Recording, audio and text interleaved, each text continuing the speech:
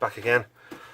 Right, let's get cracking with this. Right, I've replaced the I've actually got the remember the fan on the front, you can't see there, but it's going to cool the hard drives down. Well, 3 of them at least anyway. It's how's that stretching? I think I might put another cable tie in there. Not doing too well. Right, that I've managed to put the cable for that in the second port under here, so I get that out of the way at least anyway. Can manage cables later on when I've done this. It's not looking too bad anyway. So that's using the second one there. I've got a fan and a pump that want to go here, so one of them will go in there and I can see that. That's easier to do it to, and the other one will have to come down here. So let's keep cracking. And fast forward.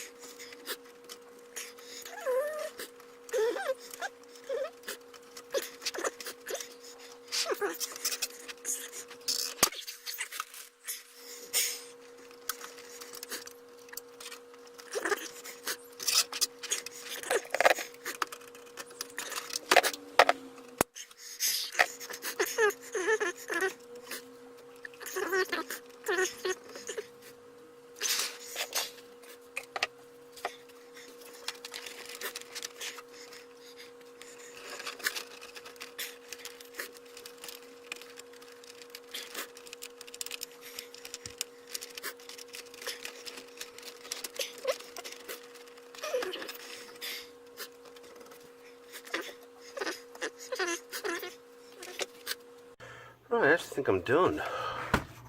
Oh, where were you when I needed you 10 minutes ago?